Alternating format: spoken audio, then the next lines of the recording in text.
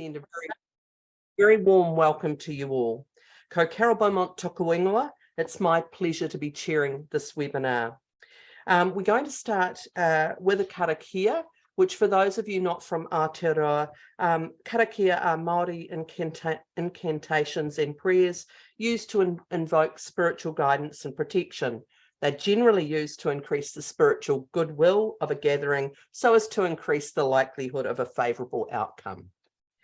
So here we go. E te whanau, whaia kia marama, kia wahi taki I torotu I ao mahi katoa, kia tū, kia kaha, kia hora te marino, aroha atu, aroha mai, tātou katoa, āmeni.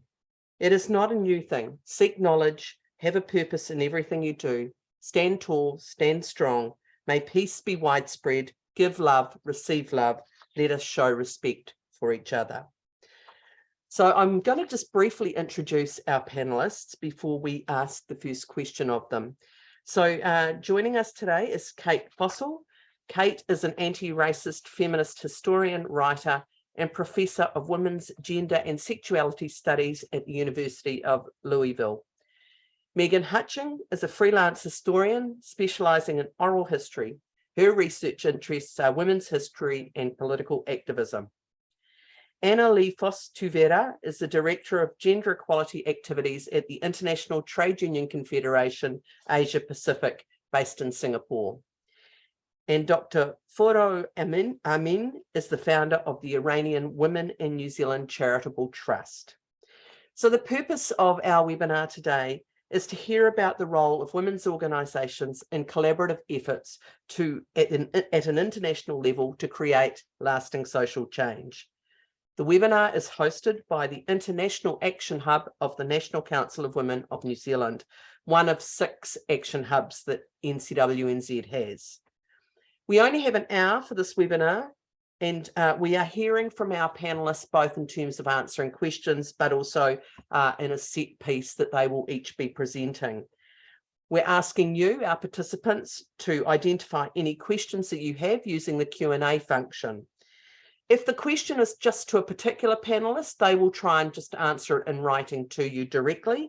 But if the question is one for all of the panelists or most of them, then we will choose the 2 or 3 most supported questions. That means you get a chance to determine what those questions are by using the upvoting function in the Q&A. That means you just click on the thumbs up icon, and that shows your support for that particular question. Just to note, there is an option of sign language for anybody using that who hasn't already chosen it. You click on the interpretation box. So we're going to start with an opening question for all of our panelists, just so we get to know a little bit about them. So what led you into working to advance gender equality? And I'd like to ask Kate to go first, please. Well, thank you. It's an interesting question. I mean, I guess I would have to take it back to, my very young years as a girl who was held back from a lot of things. I grew up on a farm, couldn't drive a tractor. Girls didn't do that. And so I also grew up during the 1960s. And so I was too young to get involved in social movements, but I saw them on television and I saw them in my own midst because I lived in the South where racism and segregation was so pronounced. And so when I began to meet people who were activists who were doing something about this, I just was very, very drawn to that. And I have to say, I think more than anything, the older women of the Women's International League for Peace and Freedom, when I encountered a few of those women, inspired me to get involved. And others, I guess, I met also older people, a lot of Quakers in the peace movement. And so what I got involved in first of all was the women's peace movement. So thank you. Thank you, Kate. And next we are going to go to Forough, please. Thank you. Hi, everyone. So actually, I'm very new to this field. When I started my work for women's empowerment and gender equality, it was just 4 or 5 years ago, after a year-long journey of self-realization. So the more I reflected on myself and the problems, the challenges that I faced in my life, the more I realized that there was a connection between my understanding of gender and gender roles on one side, and then the traumas, the problems or the unfair situation I was living in as a woman. For example, I had accepted that to be abused by a man is normal because that's the way men are, that's the nature of man. Or that's normal for a woman to do sacrifices to keep a relationship because that's the only way, you can have love. So all those kind of mistaken understanding, and this me that I'm talking about was not an uneducated girl from a small town. No, I was a university lecturer. I had my education, my job, but still, those kind of understanding, sometimes we have been taught since the very early childhood. So yeah, when I started to learn about these understandings that I had, so it was like finding my battleground. I realized that it's good for me to, to focus my work on women's empowerment and working for raising awareness among women. And that's how I started. I left academia and started to work for the community and women. Yeah, that's me. Wonderful. Thank you very much, Furo. So passing now to Anna. Thank you, Carol. You know what? As far as I can remember, I've always wanted to be a lawyer. I don't know why. And so I took a political science major in international relations. So when I graduated, to my horror, it was very difficult to find a job that would really cater to this kind of course. So it was really a good accident because of all the job applications that I've submitted, I found one that's being advertised by the National Center in the Philippines. I thought like, okay, what's a union? I don't know anything about it, but it was very close to my educational, my experience. So yeah, I ended up working for that organization in the last, I think, 10 years. And I don't know anything else about any job except working for the trade union movement. But the story that really brings me, this topic really brings me to another story that inspired me to work on gender equality was 7 years ago in one of the activities that I organized after joining ITU CAP. One of the sisters came to me and said, Anna, we've been in the trade union movement for a very long time. We did everything we could and nothing has changed for women. That was for me a really mind-boggling conversation, and that inspired me to check what did we not do right, and to also look at what we can do differently. So, and this is something that I will talk about later, all the achievements that we have achieved over the last 7 years. So thank you, Carol. Thank you, Anna.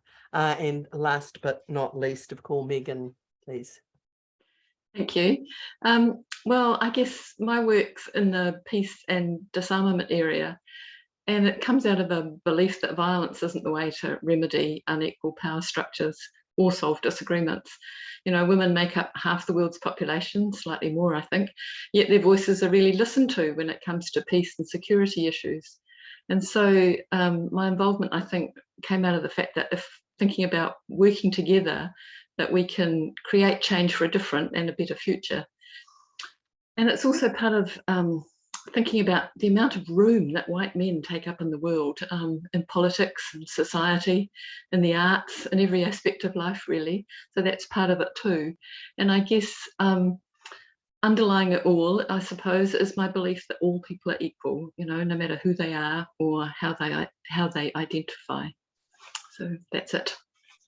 Wonderful. And look, I think we're in for a fascinating hour now with these panelists. You can, and I'm sure some of that will have resonated for our participants, and probably some similar reasons for some of you as well. What we're going to do now is each of the participants is going to speak to a topic that they have determined for about 5 minutes. I will introduce them at the start of their presentation, just so you know a little more about these fabulous women. So first of all, Dr. Furo, Amin is the founder of the Iranian Women in New Zealand Charitable Trust, which she founded in 2020. And it's the first organisation specifically working for Iranian women in New Zealand. She has a PhD in language and communication from AUT here in Auckland. And before coming to New Zealand, she was a university lecturer in Iran for 11 years. She's published several articles on critical analysis of media and political discourse. And after completing her PhD, she decided to leave academia and dedicate herself to the work for betterment of the community and particularly for women. Her research interests currently focus on women's rights and movements in the Middle East and North Africa. And today she's going to talk about the status of women and women's organisations, movements, struggles and achievements in Iran, something that I know many of us are watching very, very closely. So thank you very much, Farol. Thank you for the opportunity. Yeah, actually, I decided to talk in these 5 minutes about the history of women's movements and organizations in Iran, because I'm thinking many of you have wondered in the last few months that women in Iran have been on the top of the news, that how come that these women who are living under one of the most authoritarian, one of the most oppressive regimes in the world, sparking a revolution and become leaders of such a revolution. So the short answer to this question is that it didn't happen overnight. It was not all of a sudden.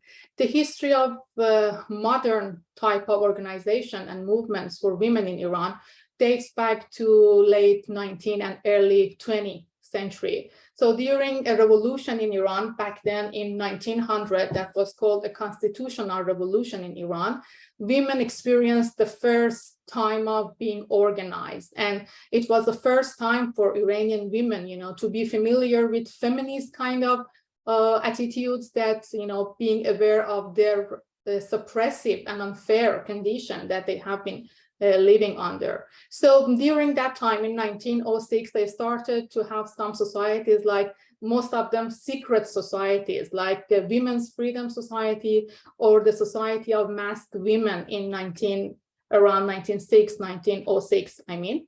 So the emergence of feminism and nationalism in Iran, like many other Eastern countries, were at the same time. So these two were intertwined. But after the nationalist revolution had a great victory in Iran around 1910, but women were left out of the result of the outcome of that revolution. So the thing that happened is that the women activists decided to target education as their battleground, because it was kind of the safest field that they could work. But it was not easy at all, because still there were some oppositions from, for example, religious figures, to women's education. But they succeeded in starting schools for girls. For example, in 1913, we had like 65 schools for girls and 9 women's societies in Iran. So this movement, this gradual movement, started from early 1900 until 1979, when Islamic Revolution happened in Iran. So during these 70 years, women got many rights, for example, in marriage, in divorce, their role in society increased. We had the first women to be the minister in Iran, for example, minister for education, minister for women's affairs, they were women. We had women judges, so many things, many improvements happened in the lives of Iranian women.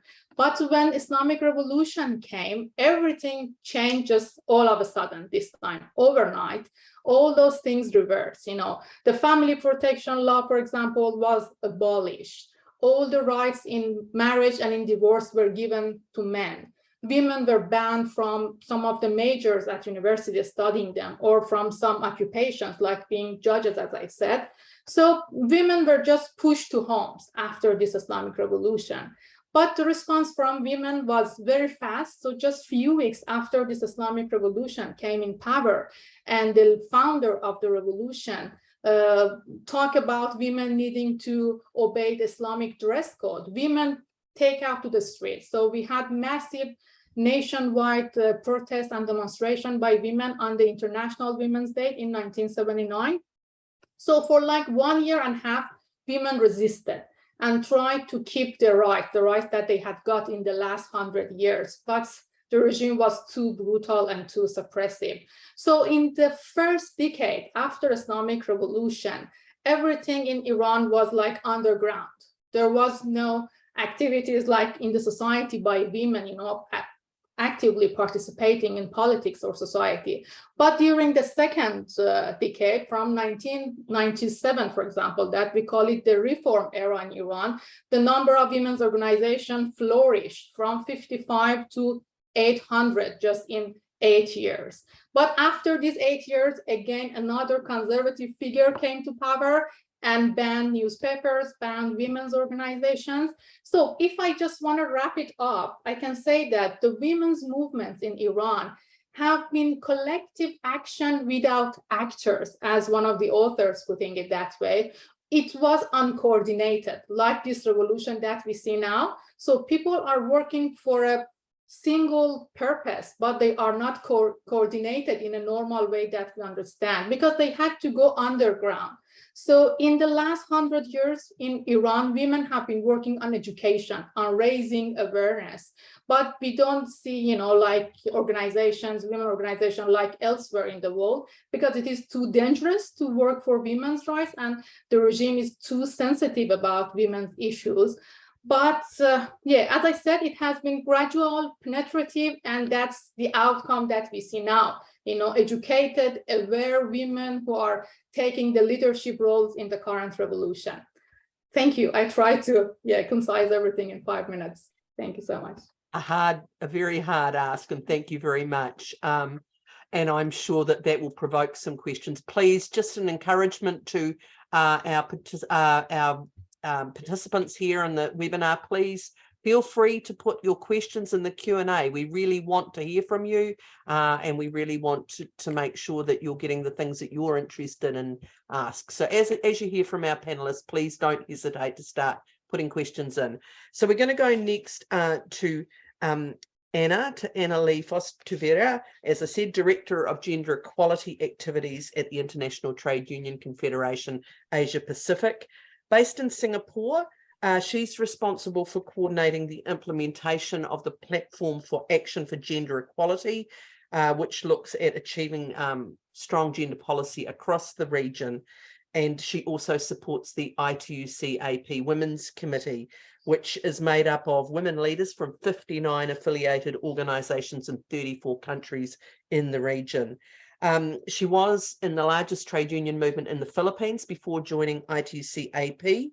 And she has, I think as you already mentioned, a political science degree, majoring in international relations, but also she has a master's degree in applied labour economics. So over to you, Anna. Thank you. Oh, and her topic is regional connections to bolster gender equity for working women. Thank you, Anna. Thank you, Carol. You would remember we had the same conversation and the women lead organizers on this in 2019 in Indonesia. But recalling the story I told you at the opening, since that mind-boggling conversation, we have many concrete gains we can be proud of now. The examples that I will talk about shortly make us feel particularly optimistic and more confident of a better reality in tomorrow for women and all people everywhere. Well, it all started with a vision grounded on the voices and aspirations of women, similar to the one that was put forward by hundreds of trade unionists all over the world at the 4th ITUC World Congress in Melbourne 3 weeks ago, calling for a gender transformative trade union agenda aimed at building resilience and recovery towards a new social contract grounded on equality, equity, and inclusion. And such ambition is expressed in 8 thematic priorities: building a care economy, eradicating gender-based violence, harassment in the world of work, upholding gender equality and inclusion for peace and democracy, realizing equal pay for work of equal value, towards universal gender-responsive social protection systems, ensuring a gender transformative just transition, equitable access to skills, development, training, lifelong learning, and lastly but not the least is women's transformational leadership. But for all of us who've been doing gender equality work, we know that there are several pieces to realizing these ambitions, these 8 ambitions, and ending the vicious cycle of gender inequalities faster than the sobering finding of the World Economic Forum's 2022 global gender gap, indicating that it would take 132 years for gender equality to become a reality. And one crucial element, if not a fundamental step to changing all that, is putting women in the lead in showing all the good that can happen when we give women and girls agency over their own lives. I will reflect on this by quickly drawing upon our experience in the trade union movement. The last 4 years has been specifically transformative for us, marked by women and young people unyielding in the face of the pandemic. In Southeast Asia, for example, we have seen an overwhelming number of athletes modifying their internal policies and structures, securing a better representation for women and young people in leadership, women and young people having more responsibilities in higher positions at various levels, or several collective bargaining agreements integrating specific women and youth provisions such as the ILO Convention 190. And since the Philippines and Indonesia have not ratified the C190, this instrument, this presents a good practice and precedence in the world. Just like Feroz said earlier, all this did not happen overnight. As we look back and reflect on what has made a difference, we see a combination of these factors that are driving real change within unions and elsewhere. One is the activism of women and young people in their realization that they cannot be just the change they want to see in the world, but they can lead and drive many of these changes. And two, athletes translating the vision into direct, targeted, and explicit actions to address key structural barriers that stand in the way for women's advancement, both in the labor market and the trade union movement. And this is precisely what's happening now. Union women, young people are taking charge, asserting their rights in place, channeling their inner power to create positive change, not just for themselves, but for everyone else. And in the process, contribute to a more dignified, equitable, and inclusive world of work. The progress that unions have made in Pakistan in a span of 2 years is another excellent example that illustrates how building a critical mass of women leaders drives a gender transformative agenda within the unions and results in better outcomes in other areas elsewhere. What started as an ITUC-AP supported campaign calling for the ratification of C190 in 2021 in the country has now evolved into a movement that not only challenges discriminatory laws and the crushing culture that continues to compromise women's health, safety, and well-being, but it has also inspired fundamental changes within unions. The campaign helped reactivate the organization's women's charter and develop its anti-gender-based violence policy, which includes setting up a committee, 4-people committee, including 2 women, to investigate reports of gender-based violence within the entire organization. The women's chapter is particularly crucial as the body will assist in ensuring that our affiliate acts on issues that are important to women and their families, including monitoring the implementation of follow-up activities around the C190 campaign. But the changes happened beyond just the unions. It also resulted in setting up inquiry committees and 3 pilot companies composed of representatives from the management in the union looking at cases of gender-based violence. Indeed, as you have guessed, women and young people activism have been central to these successes. It took us 7 or so years to see parts of the vision come to life.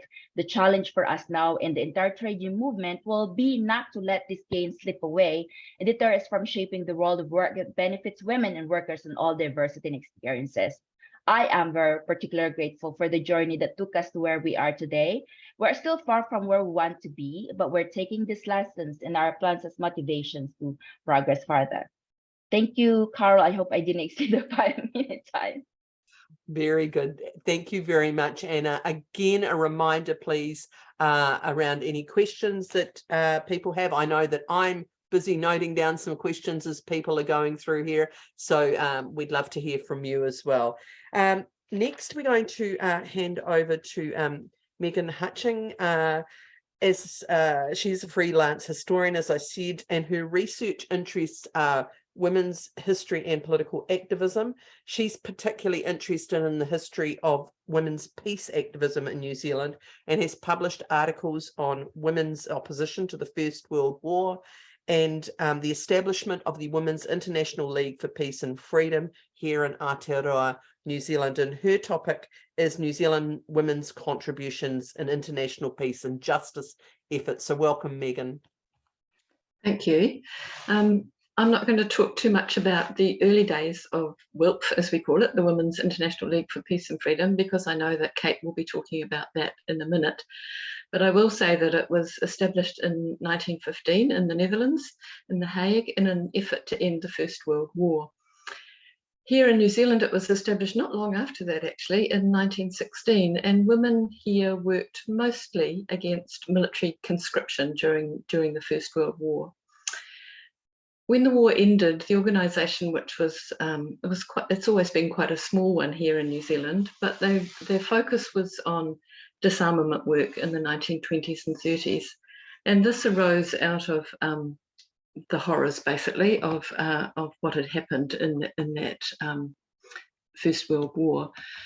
What I'm going to talk about mostly today is the work that WILPF women have done within disarmament, but a couple of things really. One, anti-nuclear activism post the Second World War, and the second is how to redefine security. So the anti-nuclear activism really was a continuation of that disarmament work that had happened in the interwar years. And here it was a result of building networks with other organisations. So CND, the Campaign for Nuclear Disarmament, local peace groups, for example, the Devonport group here in Auckland, which worked to make Devonport the first nuclear-free zone in New Zealand, the Quakers, Peace Movement Aotearoa, and many, many others. And one result of this activism is that New Zealand has been a nuclear-free zone since 1987, thanks to the New Zealand Nuclear-Free Zone Disarmament and Arms Control Act that year, which bans nuclear weapons and nuclear propulsion from New Zealand's land, sea, and airspace out to the country's 12-mile territorial limits. The other aspect of the work that WILPF has been doing is working towards a nuclear-free and independent Pacific. So this is a combination of decolonisation work and anti-nuclear work. Over the years, we've published a couple of books. One was called Pacific Women Speak, and the other Pacific Women Speak Out, which are personal accounts of the effect of nuclear weapons testing on women in the Pacific, Te Moana Nui a Kiwa. And by building and maintaining links with Pacific women and women's groups, we've worked in the area of decolonisation, disarmament, and social justice. Another aspect was the World Court Project, with a long campaign by civil society that aimed to have the International Court of Justice, also known as the World Court, give an advisory opinion on the legal status of nuclear weapons. It was begun by a Christchurch man, Harold Evans, and WILPF member Kate Hughes and many other WILPF women and many other women and many other men were also part of the campaign. On the 8th of July 1996, the World Court delivered its historic advisory opinion and said that, and ruled by majority, that the threat or use of nuclear weapons would generally be contrary to the rules of international law applicable in armed conflict. And the judges agreed unanimously that there exists an obligation to pursue in good faith and bring to a conclusion negotiations leading to nuclear disarmament in all its aspects under strict and effective international control.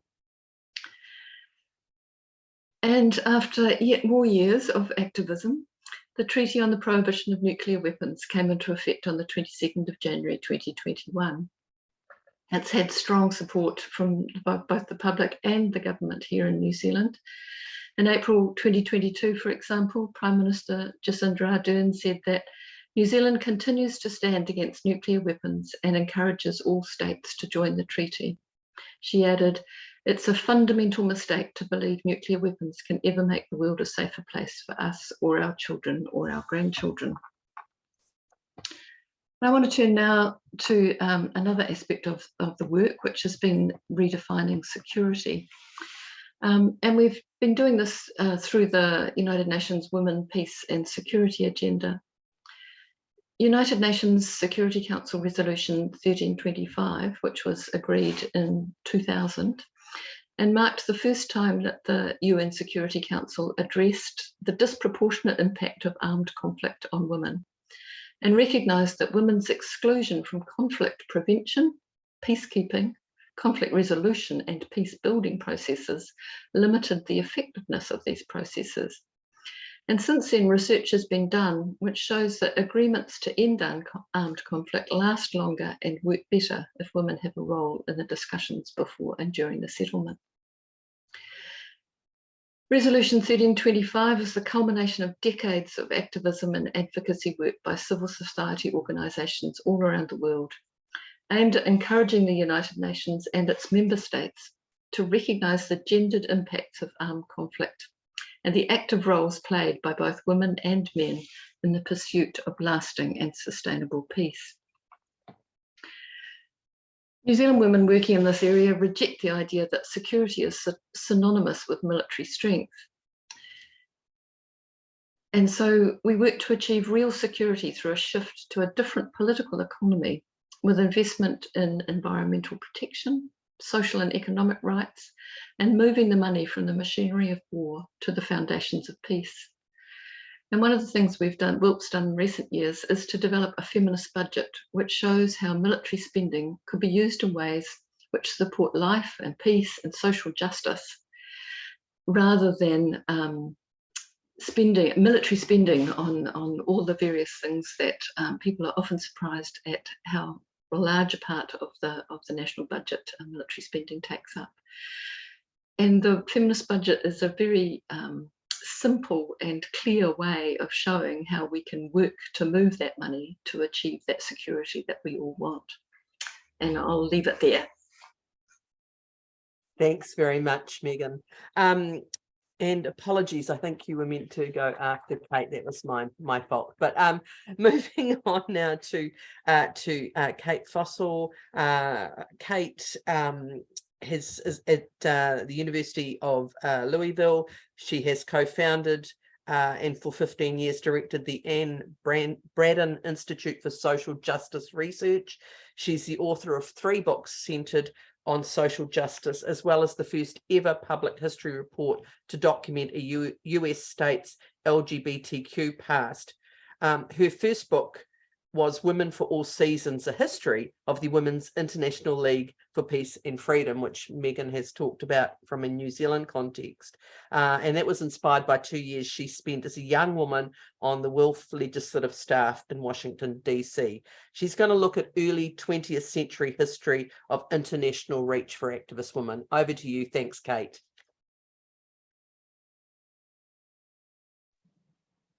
Okay, thank you. Yes, so I'm going to take you back to, back to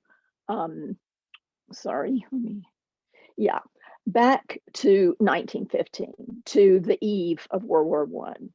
And so, you know, Megan and Dr. Amin especially have been talking about the struggles throughout the 20th century, but it's important to look at some of the roots of those struggles at a moment when there really wasn't much of a peace movement at all. So to talk about redefining security, to talk about disarmament and an end to militarism and greater economic security, women have had to struggle to have a voice, and still do, as these presentations suggest, in influencing those debates. Well, there was, however, a very, very vibrant women's rights movement internationally on the eve of World War I. Here in the United States, you know, and in Britain and New Zealand and many parts of the world, that movement had been going on for more than half a century, more than 2 generations at that time. And yet when the war was starting, nationalism, which we all are very aware of and living in and hopefully combating, arose so greatly, even with the women suffragists who had been organized into an international alliance called the International Women's Suffrage Alliance. They were split over it. They really didn't want to meet to have their annual Congress because they felt that it needed to be put on hold because of the war. And so that split the women's movement in the early 20th century. And yet there were those, and I want to say, because we've got a lot of trade unionists here, we've probably got a few socialists, it was really that orientation of women who defied that nationalism and said, no, we've got to meet. And I think there were two women I want to mention by name. One was an American woman named Jane Addams, who was sort of the most beloved woman in the United States, leading public figure, who was a major, major early social worker. And then Dr. Aletta Jacobs, maybe I'm saying that wrong, but a Dutch physician. So I think the fact that they were in social work and healthcare is really important. And they defied the idea that the International Women's Suffrage Alliance wouldn't meet. And they said, no, we as women have got to meet. And so they put together the International Congress of Women at The Hague in 1915, which Megan mentioned. And these women had to go a lot of lengths to get to that meeting, many of them. Ships were held off the coast on Dover to not arrive from Britain. The British and American delegates could barely get there. But 1,500 women from 13 warring and neutral nations came together that spring of 1915 and came up with a plan for peace to begin negotiations to end the war. And they went, the two things that they did. One, they established the International Congress Committee of Women for a Permanent Peace, which became the Women's International League for Peace and Freedom. And then the other thing that they did was send two delegations of some of the most prominent women around to the warring and neutral countries to plead with leaders to start negotiations. And, those negotiations didn't start as a result of that, but those women did have a huge impact. The part of what they were suggesting was an international body, very much what became the League of Nations, what became the UN later. And so, although they didn't stop the war, they did have a voice. But many of them faced very harsh criticism when they came back to their countries because nationalism is so strong, and especially in times of war. So they were called anti-patriotic. They were called traitors. It cost those women a lot. And yet they persisted and they reconvened after the war, and they established 13 sections, national committees that became the sections of the Women's International League for Peace and Freedom. And they've persisted. They've persisted now more than 100 years. And I think that persistence, I talked about that earlier in my kind of opening comments. I'm no longer a young woman. I'm one of those gray hairs that I first met when I first started doing that work. But I think that intergenerational piece is very important. And the last thing I want to say, because I know I'm out of time, is that although those women were almost all like white, elite, affluent women from, what we would call today the developed countries, they laid the groundwork for increasing intersectionality and drawing together of different varieties of women and different, causes like, anti-racism, anti-capitalism, organized labor. So I'll just leave it at that. Thank you so much. Thank you so much, Kate. Look, I'm sure you would agree with me, everybody watching this, that we could have had any one of these women speak to us for the entire hour.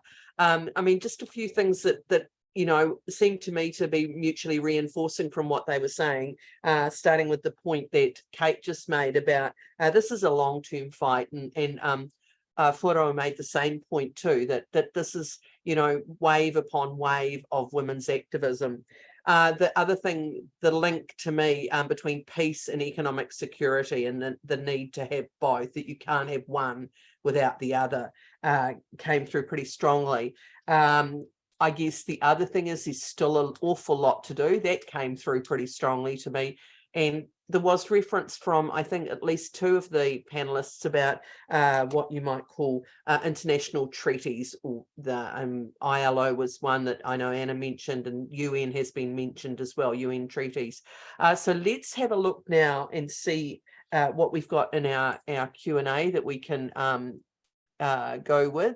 So I know that just on where I left then about international, let's take that question there, which was, as we are women's organisations, are we as women's organisations utilising in our advocacy work the UN conventions like CEDAW and the convention UNCRPD, those that all nations, civil and, now is it civil and, now somebody's going to have to help me here, that those that all nations who have acceded to them and governments feel pressure to comply. So in other words, I think let's broaden that out and say that these international conventions that countries are signing up to, are they things that are making a difference in the circumstances that you're particularly looking at?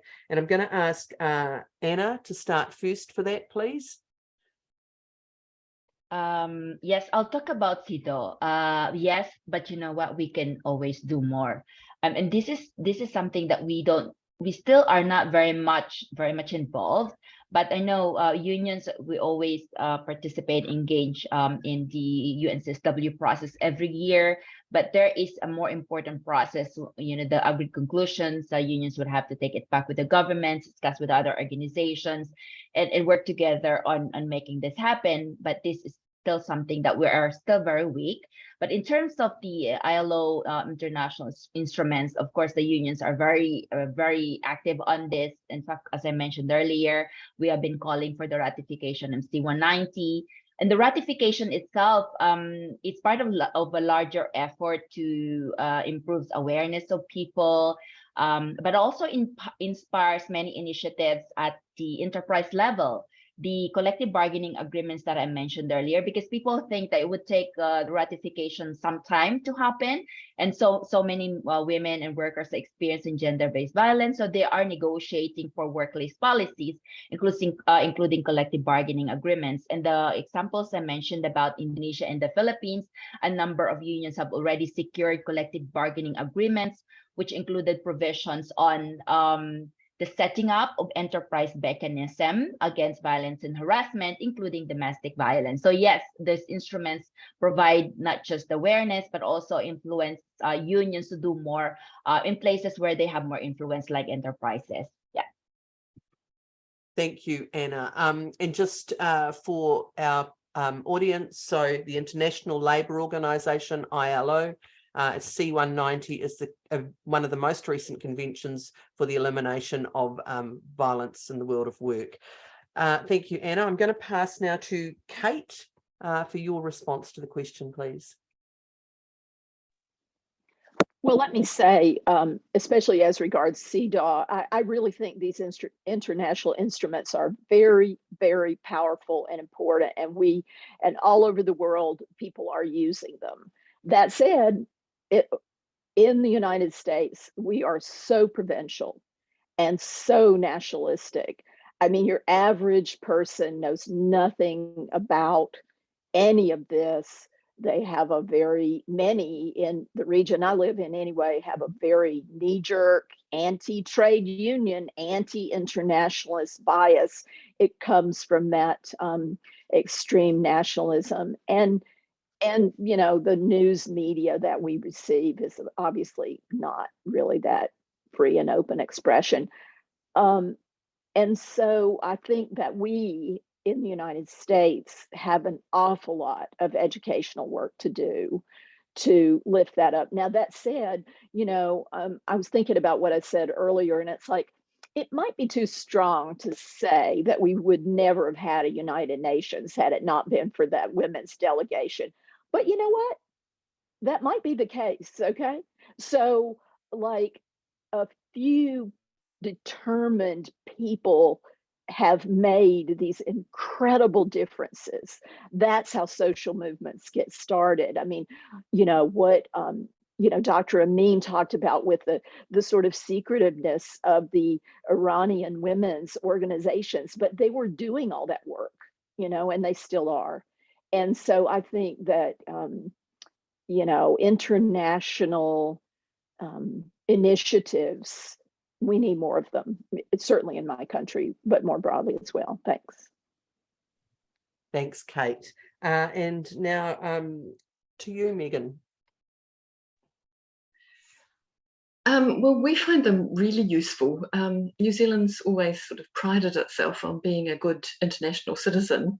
And I think it's a result of being a small country at the bottom of the world, So it's something that successive governments have been very interested in being part of the United Nations, for example, and have signed up to a lot of declarations and treaties and all those sorts of things. And we find them very, very helpful in terms of making submissions on legislation or correspondence to ministers, educational things like the Security Council resolutions. 1325 isn't the only one of those. There's a number of them afterwards. And they're a very good way to remind the government of its best intentions and to make sure that it abides by them and keeps up with them and doesn't forget what it's signed up to. I'll stop there. Thank you. Okay, let's see what else. Oh, we've got sorry, apologies. Foro, over to you. Thank you. Yeah, I think these conventions, international conventions, form an important part of all women's organizations' advocacy work in all countries. In Iran, for example, we have not ratified CEDAW as in the United States. So just few countries, less than 10 countries, I think, in the world have not ratified this convention for elimination of violence against women. But it's very important to have them, and Iranian women have been fighting to get this convention, get the government, the regime to ratify that, but it wasn't successful because they see it as in contrary to the Islamic rule of the country. But I just want to say that it's not the end of the story, because we have many other countries, for example, in the Middle East, in the North Africa, who have ratified CEDAW, but they have put so many reservations on this convention that actually they have violated the nature of the convention. So it's like it's not working. So I think, as Kate said, education is very important. So we need this convention. We need legal procedures to be in place in order to put pressure on the government and take them responsible and accountable for the work they are doing. But more important, or no, I can say as important as that, is education and raising awareness among women. Yeah, thank you. Thank you. And thank you to, I think it was Diane Glenn, for the question. Now let's see, what have we got? Oh, sorry. Thank you, Diane Glenn, for also telling me UN Convention on the Rights of Persons with Disabilities. Thank you for that. Now let's look at what other questions we've got.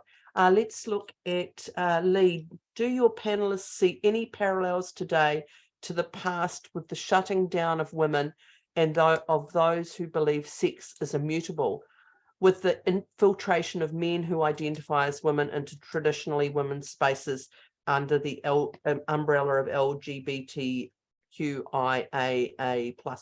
inclusiveness?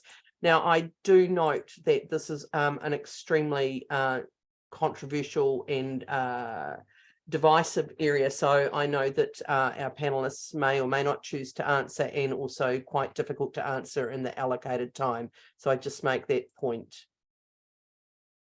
So first of all, we have Kate.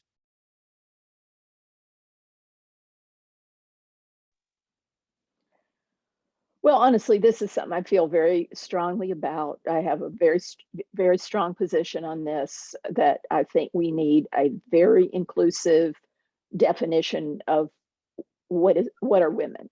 Okay. So I do not think of, what the questioner asks of men who identify as women as invasive in any way. So I think that in the way of coalition building, in the way of a broader vision of social justice, that is the way forward, that more inclusive approach to gender. that said, as you point out, Carol, it remains, very, very contested. And I'll just leave it there. Thank you. Thank you. And just to note that that is also the view of the National Council of Women of New Zealand. So Megan, any further comments you would like to add to Kate? No, I don't really have anything much to add to what Kate's already said, apart from to say that I agree with her, and that, inclusivity and diversity and tolerance and acceptance are all things that we need in this world, and in order to be able to live together and get along better and live together in harmony.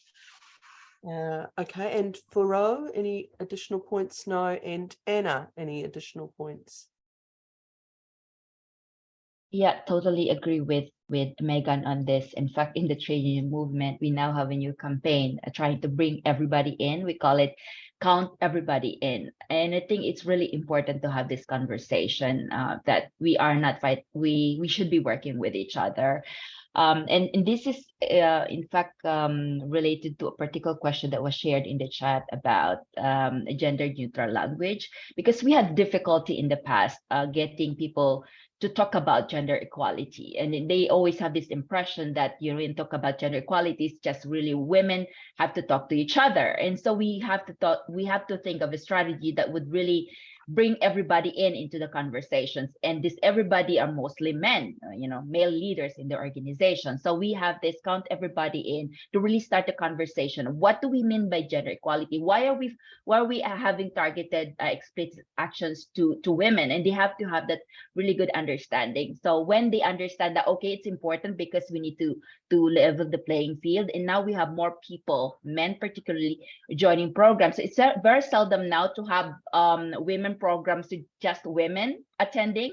So we now have overwhelming men who are not just interested to participate in this program, but interested to talk about what gender equality means to them. So yes, for us, this is a very important question as well. Thank you. Thank you, Anna. And we are getting quite close to our finish time. Just to say, we will probably go 5 minutes past the hour just to wrap up. So I hope people can stay with us. I've got one final question that I think comes from the topic as it's set, and that is the issue of collaboration. And I see from or hear from all of you that collaboration between organizations is quite important. But I guess I'm going to ask quite a tricky question, which is, what do you see in your own particular area the most important form of collaboration that has moved your agenda on? So I'm going to start with you, Megan, and I can see you're thinking about that. It's a tough one to go first on. Well, personally, I'm a great believer in listening. And I think that one of the most important things that we tend not to do in organisations is to listen to other people's point of view. And so for me, I think listening, and then as a result of that listening, working out a way to go forward. I can't give you any examples, but it seems to me that is the best way of achieving progress, because by listening you get to understand how other people feel. You're able to incorporate those different opinions, the diverse range of views into an action plan that will take you forward. Yeah. Thanks. I thank you very much, and I really do agree with that. Faro, your thoughts for women in Iran, international collaboration? Yeah, thank you. So I can give you an example about the work of Iranian women after 1990. So the collaboration that we could see among Iranian women activists from all sectors of society, from religious women, secular women, traditional, modern women. So focusing on common goals, focusing on, on similar purposes was the way that they could manage all the differences that existed among them, and being successful in putting pressure on the government or working towards raising awareness in the society. So, for example, we had Muslim feminists in Iran. That was a way in order to be able to work within a very suppressive system that doesn't allow, anything that's going to challenge it. So working as a Muslim feminist was a way to be able to work within system. And then secular women join these Muslim women, and they work together. They forget about their differences in religion, and they just focus on some tangible issues, some, goals that were attainable for them, in that specific system. So I think focusing on commonalities is very important for us. Thank you. And that, Anna, your thoughts? Totally agree with Foro on this, and this is very crucial at the national level. But I'd like to speak about the regional level first. So at the region, we are collaborating on a robust campaign for the ratification of the Convention 190 on elimination of violence and harassment in the world of work. And for us, it's very crucial because there are many organizations doing the same things. And we know how limited the resources are. So if you bring those like-minded organizations into one room and talk about, okay, so what are the similarities? What are commonalities? Well, where can we agree? We have differences on how we do things, but there should be a commonality, and that is really we're trying to make the reality or the rights of workers and women free from violence and harassment a reality for everyone. So that's our commonality. So how do we get there? And so we are brainstorming, sharing ideas, sharing resources, and that works. But what is so crucial as well is to bring that regional collaboration at the national level, because the most important actions are happening at the national level, not at the regional. So all these organizations composing this regional network, we have identified countries where we have offices, we have active networks, and so we replicated a similar collaboration at the national level. And this is again very crucial because our athletes, for example, they are not very fun on engaging other non-government organizations precisely because they don't know who are these organizations that can support the union's movement. And so because they started this conversation, now they are engaging with a lot more organizations who are doing the same. So yeah. Great. Thank you. And Kate, final word to you on this one. Well, I agree with everything that's been said here. I guess the one thing I would say is that what, Megan's point about listening is, that's made increasingly complex by the widespread social media. People aren't listening as well, and they should be listening more. And so I think, and to Foro and Anna's point, yes, seeking common ground is the most important thing. And it's just so hard to focus on that and not the differences. I think the one example that I think two quick examples that I think have been very successful in the United States, and my work has been very US focused in the last few decades, is the Black Lives Matter movement has really transformed the ground for talking about race here. And that has built a lot of bridges with trade unionists, with feminists, with queer activists, et cetera. And then the other thing I would say is the union movement among young, unskilled workers in like coffee shops and day work and that sort of thing. That's really taking off here. It's giving the union movement new vigor. So again, I'm sorry to be so, focused on the US, but that's like my work these days is much more of that. So thank you. Thank you. And I'm now going to put these wonderful women in the very difficult position of giving them 1 minute to answer a final question that I set in advance, which was really to round this off. And we've touched on so many things in this webinar, and we could talk for a lot longer, but just asking each of you to reflect on what you think the biggest challenge facing women today is. So starting with you, Foro. Sorry. Sure. So for me, I think on the one hand, the most challenging issue for women and women organizations is lack of awareness among women I know that we have made a huge progress in the last 100 years at least, but still, I was just giving my own example at the beginning of this talk. I was 30-something-year-old, educated, sitting in living in one of the largest cities in Iran, but still I had those traditional beliefs about men and women or gender roles. So there is this lack of awareness, and when we have lack of awareness, there is no concern about solving problems. So there is no unity, because I think women's issues, for solving them, we don't need men to agree to give us our rights. We just need us as women to come to this understanding that we should have these rights equally like men, and then the problem is solved. Because as you said, I think Kate said at the beginning, we are half of the population of the world. So this is on the one hand, and on the other hand, I think it is fundamentalism, it is radicalism, both right-wing, populist, kind of fundamentalism, and religious fundamentalism, because both of them, what they do is reproducing and reinforcing misogynist and patriarchal ideas and understanding about women and life. Thank you. Thank you very much. Anna, your one thing. Yeah, it's very difficult one thing, but because I'm very passionate about making this right of women in all their diverse and experiences, the right to a world of work free from violence and harassment. So my one thing would be to denormalize all forms and shapes of violence against women everywhere. It's a topic that hits home for most of us, and that's exactly what makes it so necessary and important.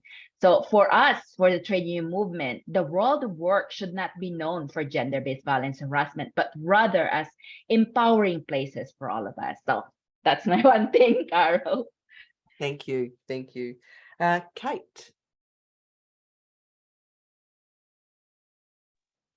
It's an extremely hard question. I think I'm persuaded by both of what the two previous speakers said. Okay, so I'm having a hard time, but I guess I would say that for social movements to understand better and resolve the tension between both sensitivity and inclusiveness around diversity, equity, and inclusion issues, whether it has to do with women, Blacks, Indigenous, like sexual and gender minorities, whatever it is, between that and the kind of unity that we must have in order to build, a more just society. I think that understanding those too often disconnects is what I would say. So thank you. Thank you. And Megan. Well, I think gender-based violence, really. I think gender-based violence, because that's something that affects all women everywhere, no matter who they are or what they are or where they are or when they are, all those sorts of things. And it's endemic, and it's a challenge. It's a huge challenge for women everywhere. And closely followed by climate change, I guess. Yes, it's true. Very true. No planet, no anything really.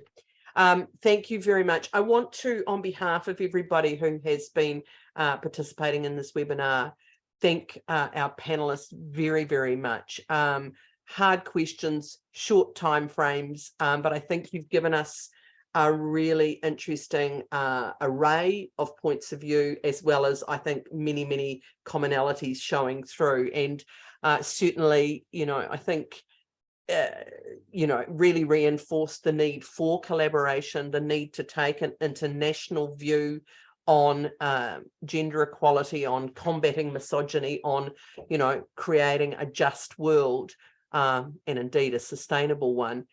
We do need to work together internationally. So I want to just let people listening know that all of our panelists have kindly said if you want to follow up with them about things, they're very welcome. You're very welcome to do that, and you can do that and also find out about the work of the National Council of Women of New Zealand by going to our website, which is www.ncwnz.org.nz. So go there, you can find out more about what we do, but also how you can get involved if you are interested in doing so. But also if you've got a particular question for any of our panelists, if you send that through to our email address, we will forward it on to them for you. So it now just rests with me to draw this meeting to a close. I do want to acknowledge the work of Randolph and Siobhan, who've been behind the scenes, making sure that this is run really, really smoothly. Thank you so much for that work,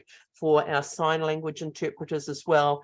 And again, of course, our panelists, really appreciate it. Thank you for everybody who's joined us on a sunny Sunday afternoon in Aotearoa, New Zealand. So just to finish with a closing karakia, kia whakaria te tapu, kia wati ai te ara, kia turuki whakataha ai, homie huie taikie, which means restrictions are moved aside. So the pathway is clear to return to everyday activities, united and ready to progress our purpose. With that, thank you very much for joining and participating with us today. Kia ora.